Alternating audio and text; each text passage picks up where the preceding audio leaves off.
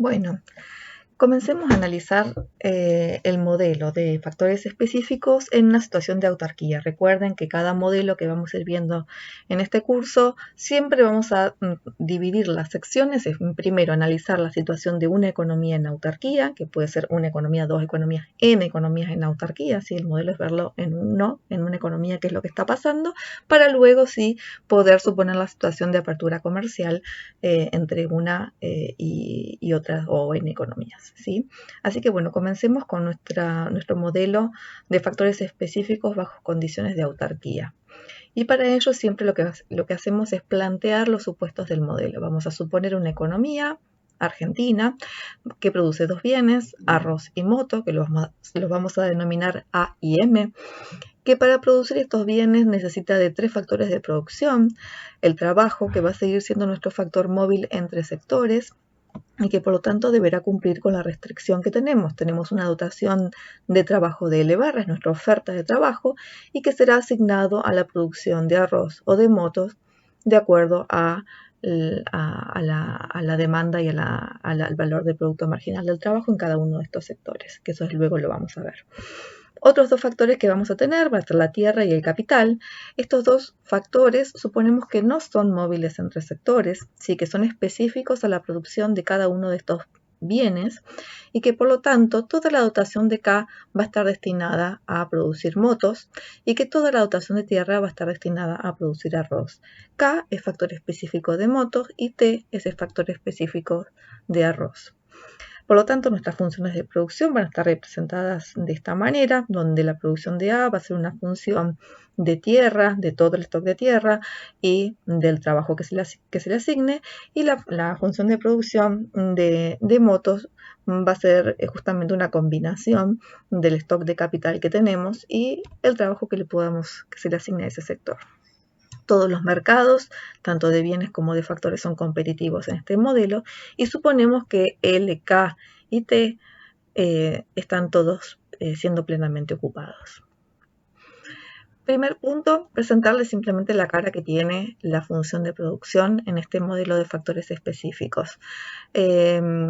Básicamente aquí simplemente está representada la función de motos, la función de producción de motos en relación al trabajo que le asignamos, pero idéntica es la que vamos a considerar para el caso del arroz. ¿Sí? Lo que vamos a ver es que esta función de producción es cóncava, ¿sí? Respecto de L.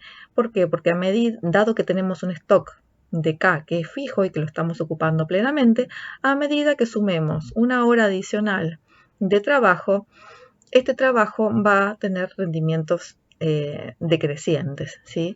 Y lo mismo podemos ver en el caso, si graficamos, en este caso, la productividad marginal del trabajo. Productividad marginal de trabajo en el sector de M, dado que tenemos un stock de capital fijo y plenamente ocupado, a medida que adicionemos una hora de trabajo suplementaria, la productividad marginal de esa hora adicional va a ser decreciente. Bien, toda esa información es necesaria para que podamos deducir nuestra frontera de posibilidades de producción para esta economía en autarquía. Importante consejo es que hagan todos los gráficos, ¿sí? No los vean simplemente como fotos que aquí les presentamos en los PPT, sino que ustedes traten de reproducirlos a mano en sus cuadernos. Entonces, trazamos nuestros cuatro cuadrantes, ¿sí?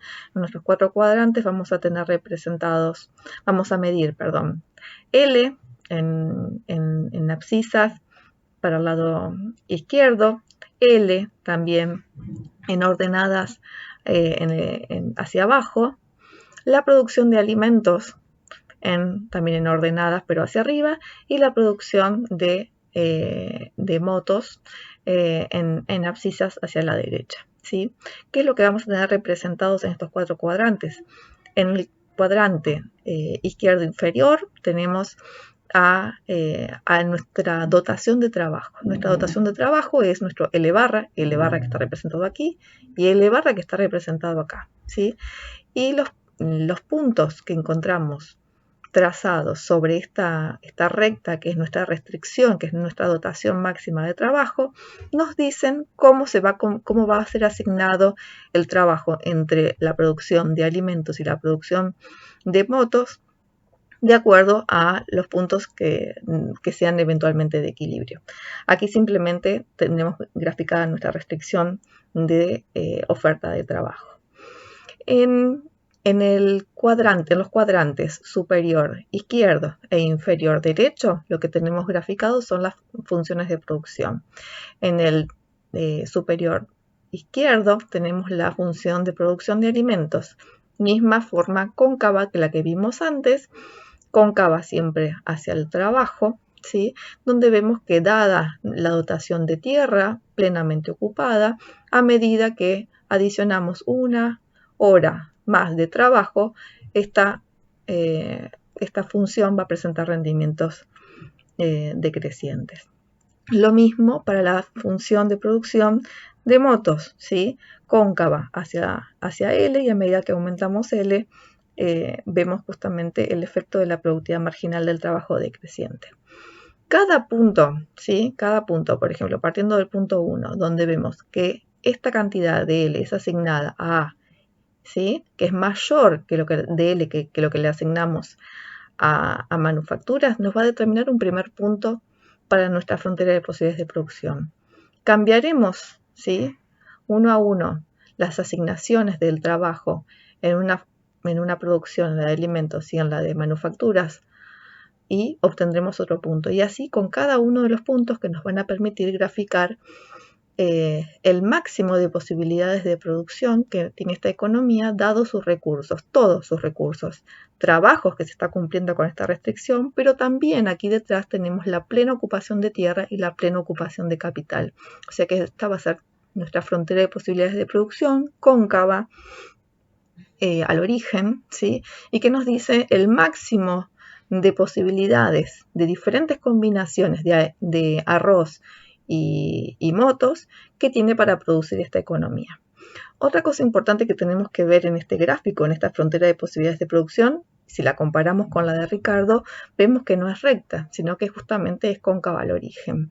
Y esa concavidad nos va a estar diciendo que el costo de oportunidad que representamos detrás de esta frontera de posibilidades de producción no va a ser constante. Ustedes recuerdan, teníamos, Ricardo, que era una recta y que en cada punto de esa recta el costo de oportunidad, o sea, la pendiente, era constante. En el caso de este modelo, dado que tenemos factores fijos, ¿sí? Factores específicos K y T, que están siendo plenamente ocupados en cada uno de los sectores, este costo de oportunidad va a ser variable. Por ejemplo, pensemos que pasamos del punto 1 al punto 2, y del punto 2 al punto 3, y del punto 3 al punto 4, supongamos aquí abajo, ¿sí?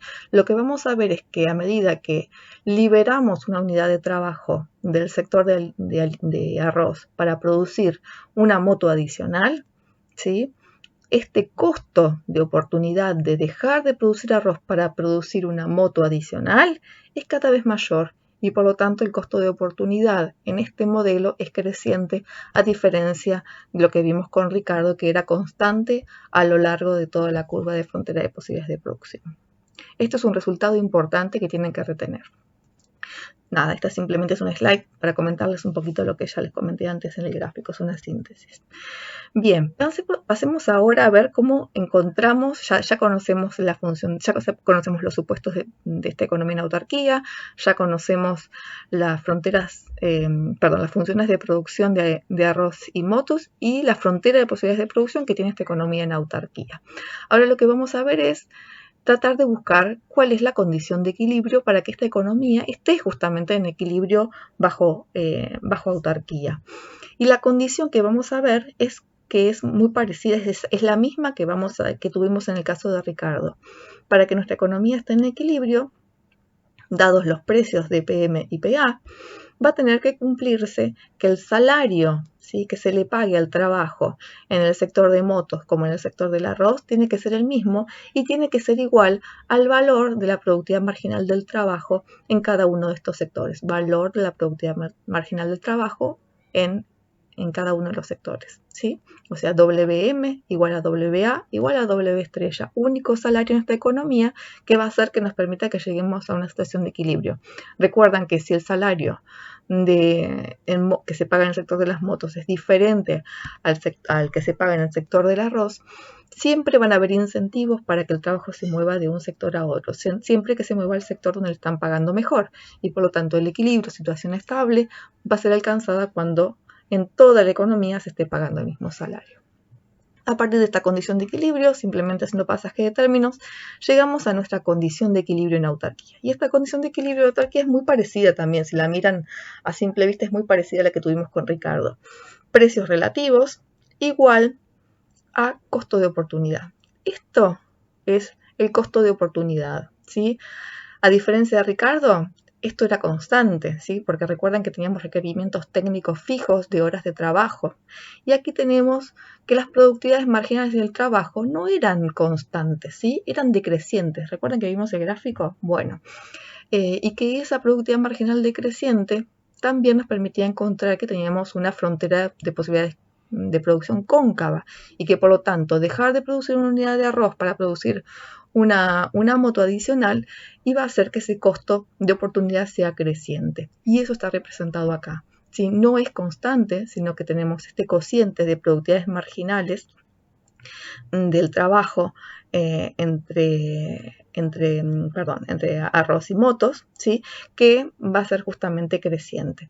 En el equilibrio, este costo de oportunidad tiene que ser igual al precio relativo. Costo de oportunidad de producir una moto adicional tiene que ser igual al precio relativo de la moto adicional que estoy produciendo, ¿sí? Nuevamente, punto de equilibrio va a estar dado entonces por igualar la pendiente de la FPP, o sea, los costos de oportunidad, con la pendiente de la recta de presupuesto, o sea, los precios relativos, ¿sí? Y que, como vemos, esta condición se cumple con signo negativo, dado que ambas tienen pendiente negativa. Conclusión, digamos, en términos generales, costo de oportunidad igual a precios relativos es condición de equilibrio tanto en modelo de factores específicos como en Ricardo. La única diferencia es que los costos de oportunidad acá son variables, son crecientes para producir una unidad más de M de motos, y en el modelo ricardiano son constantes. Gráficamente, fíjense que aquí representamos el mercado de trabajo. Lo que vamos a hacer es representar justamente esta condición de equilibrio que tenemos acá, ¿sí? Entonces, tenemos nuestro mercado de trabajo que va a estar representado en abscisas. Este segmento, lo que está midiéndonos es justamente toda la oferta de L, nuestro L barra, ¿sí? Y en ordenada lo que vamos a estar midiendo, de un lado, es el valor bruto de la producción del trabajo en el sector de manufacturas o de motos, perdón, y en este otro eje, en otra abscisa hacia la derecha, lo que vamos a estar midiendo es el valor bruto de producción del trabajo en el sector del arroz, ¿sí? Por lo tanto, estas curvas que vemos aquí son funciones de demanda, curvas de demanda, ¿sí? Que representan el valor bruto de el valor del producto marginal del trabajo en el sector de manufacturas y en el sector del arroz, ¿sí? Bien, entonces, ¿cuándo se va a cumplir la condición de equilibrio? Dijimos, cuando el valor de la productividad marginal del trabajo en motos sea igual al valor de la productividad marginal del trabajo en arroz, o sea, en el punto 1, o sea, cuando encontramos un único salario que se esté pagando en la economía. Este es nuestro W estrella, este es el que nos permite decir que estamos en una economía en equilibrio. ¿Qué otra cosa importante vemos acá? Que nos permite asignar el trabajo, ¿sí? Desde el origen hacia la cantidad que nos marca el punto 1, ¿sí? Es todo este trabajo, del origen de la izquierda, perdón, todo ese trabajo va a ser asignado a producir motos.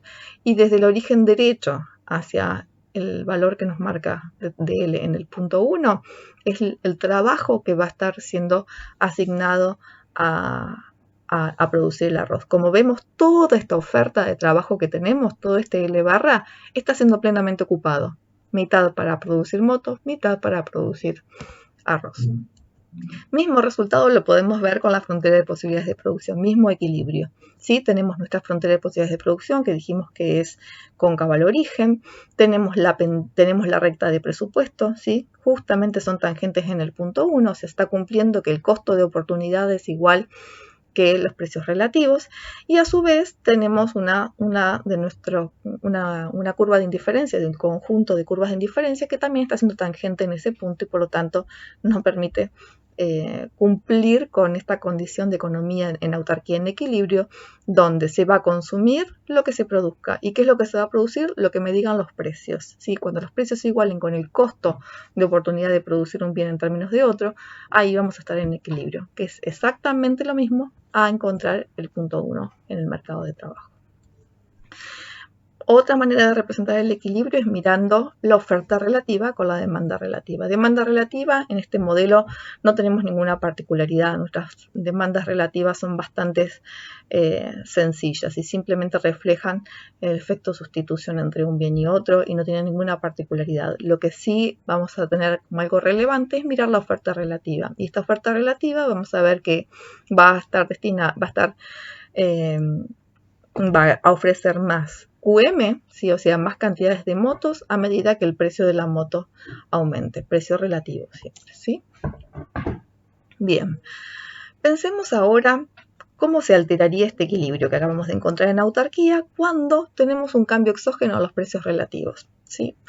Esto, ¿por qué lo vamos a hacer? Porque en realidad lo que queremos ver es cuál es el efecto distributivo de que los precios relativos cambien, ¿sí? Es una manera que vamos a ver de introducir el análisis de distribución del ingreso en el modelo de factores específicos. Entonces, vamos a suponer un ejemplo donde los precios de las motos aumentan mientras que los precios del arroz no, y por lo tanto eso nos va a generar un efecto positivo en el precio relativo de las motos, ¿sí? Partiendo de nuestro equilibrio del mercado de trabajo, como lo vimos antes, vamos a simular este shock. Cuando aumenta el precio de las motos, ¿sí? Pasamos de P1 a P2 y lo que vemos es que en el mercado de trabajo eso está reflejado por un desplazamiento hacia arriba de la curva de demanda de trabajo en el sector de las motos. Por lo tanto, esa diferencia, ese shock de precios que lo vemos aquí en esta distancia, ¿sí? Nos está mostrando de cierta manera un exceso de demanda de trabajo en el sector de las motos, ¿sí? ¿Cómo vamos a limpiar este exceso de demanda? O sea, estamos en una situación de desequilibrio. Lo que vemos es que en el sector de las motos estarían dispuestos a pagar W2', ¿sí? Es un salario muy alto. Sin embargo, ¿sí? En el sector del arroz no tuvieron ese mismo efecto de aumento de precios y por lo tanto no están dispuestos a pagar ese salario W2'. Y por lo tanto, ¿qué va a estar pasando? Voy a tener un ajuste. Los trabajadores que estaban en el sector del arroz, de a poco van a querer ir a trabajar al sector de las motos porque obviamente están ofreciendo un salario más alto. A medida que aparezcan trabajadores en el sector de las motos, la productividad marginal va a ir ajustando, ¿sí? El valor de la productividad marginal va a ir ajustando justamente por baja de la productividad marginal de cada trabajador adicional en el sector de las motos, hasta converger a un nuevo punto de equilibrio. El nuevo punto de equilibrio es el punto 2, donde vamos a ver que comparado con el punto 1, el salario que se va a estar pagando en ambos sectores, o sea, un salario W estrella 2, ¿sí? Va a ser W2.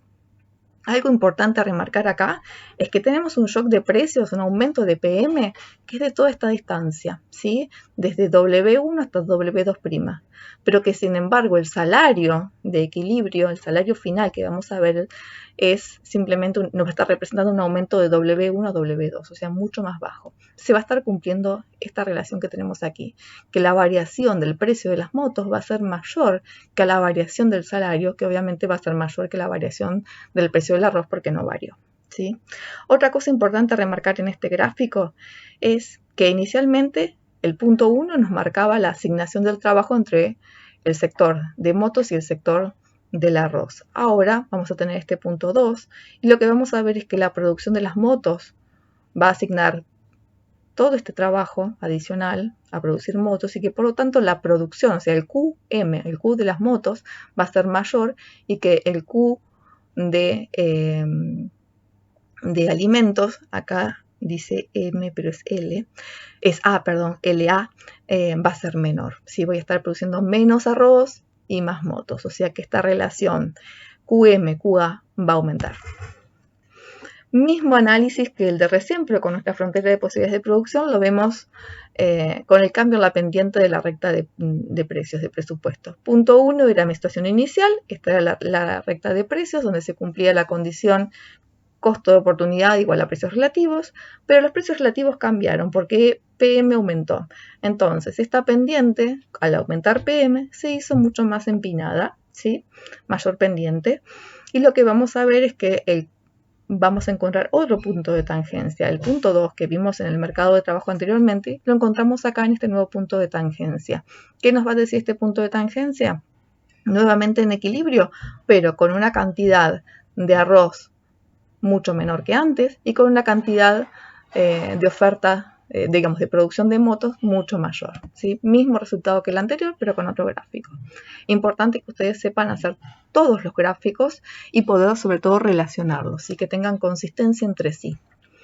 Bien, ¿para qué hacemos todo este análisis? Porque lo que estamos buscando es analizar los efectos distributivos de este cambio de precios relativos. Si aumentó PM respecto de PA, y queremos ver cómo eso impacta en la distribución de la renta de los propietarios de los 3 factores de producción que tenemos en este modelo. Lo que vimos hasta ahora es que aumentó el precio relativo de las motos y que ese cambio en el precio relativo de las motos no reflejó un aumento proporcional en el salario, sino que el salario aumentó menos que proporcionalmente al cambio del precio relativo de las motos. ¿Cómo vamos a analizar el impacto distributivo? Importante, vamos a analizar cómo cambia el poder de compra de cada uno de los propietarios de estos factores de producción cuando justamente cambian los precios relativos. Entonces, la slide siguiente es simplemente teórica para que tengamos en cuenta un poquito o recordemos algunas nociones de micro y que nos van a servir para en la slide que sigue poder hacer este análisis distributivo. Entonces, como les decía, en el equilibrio sabemos que el salario único que se esté pagando en la economía va a estar representando el valor del producto marginal del trabajo en M, que a su vez va a ser igual al valor del producto marginal del trabajo en A, en el arroz. ¿Sí? Sabemos que las remuneraciones totales que se le paga al trabajo en cada uno de los sectores va a ser ese salario, W, por la cantidad de trabajo que le asignamos al sector A, y por el lado de M, el mismo salario por la cantidad de horas de trabajo que le asignamos a producir motos. ¿Sí? O sea, toda esta va a ser la masa salarial que se gaste en producir arroz y toda esta la que se gasta en producir motos. A su vez, tenemos las remuneraciones totales del capital y de la tierra. Recordemos que son factores específicos de un sector y de otro. Por lo tanto, la remuneración total al capital va a estar dado por el ingreso de ese capital o de esa producción, o sea, el P por el Q de producir motos, menos el costo, que para el capital es el costo salarial, o sea, el W por LM, o sea, el salario de mercado por todo el trabajo, todas las horas de trabajo que se asignan a producir motos. Lo mismo para la tierra, pero la tierra sirve solamente para producir arroz, por eso el P por Q va a ser solamente para el arroz, menos el costo salarial de ese trabajo asignado a producir arroz. Ahora bien, lo que queremos es saber no las remuneraciones totales que reciben el capital y la tierra, sino por unidad de capital y por unidad o por hectárea de tierra. Y para eso lo que hacemos es estas ecuaciones las dividimos por K y por T respectivamente y nos va a dar esas remuneraciones unitarias de K y de tierra. Esas remuneraciones unitarias de K y de tierra es exactamente idéntico a decir que el capital va a estar siendo remunerado de acuerdo al valor del producto marginal del capital, que no es más ni menos que el precio de las motos por el producto marginal del capital que está siendo asignado obviamente al sector de las motos porque es su factor específico. Idéntico para el de la tierra. La remuneración unitaria de cada hectárea de tierra va a estar dada por el valor del producto marginal de la tierra en la producción del arroz. Por lo tanto, es igual al precio del arroz por el producto marginal de la tierra, de cada hectárea de tierra destinada a producir arroz. Eso es cuestiones simplemente teóricas que tienen que tener en cuenta para que podamos hacer el análisis siguiente. Y el análisis siguiente es justamente el caso que veníamos analizando. ¿Qué pasa si aumenta el precio de las motos y no aumenta el precio del arroz. Sabemos que tenemos un cambio en precios relativos en favor de las motos, ¿sí? Eso sabemos que nos generaba un cambio en la asignación de la oferta de trabajo entre motos y arroz. Va a aumentar la cantidad de trabajo asignado a motos y va a caer el trabajo asignado al arroz. Y sabemos también que no hay una proporcionalidad en el cambio del precio de las motos con respecto al cambio en el salario y cambio en el precio del arroz, ¿sí? Esto lo sabemos hasta ahora. Sabiendo eso, sabemos que el salario real, o sea, el poder de compra de estos trabajadores, va a cambiar de diferente manera de acuerdo al bien que estemos considerando, ¿sí? Entonces, el salario nominal medido en términos del precio de las motos, que fue el que aumentó, sabemos que va a caer porque el salario nominal aumentó, pero aumentó menos que lo que aumentó el precio de las motos. Y, sin embargo, si lo medimos a ese salario nominal que aumentó, lo medimos ahora en términos del precio del arroz, vamos a ver que ese salario real va a aumentar, ¿sí? Porque sabemos que el precio del arroz no varió.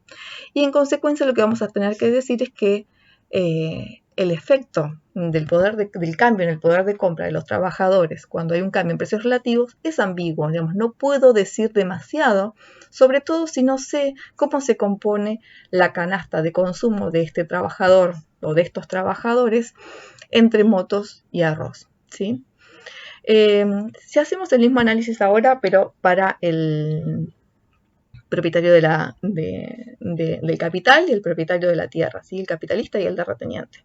Vamos a ver cómo cambian ese poder adquisitivo del capitalista, por ejemplo.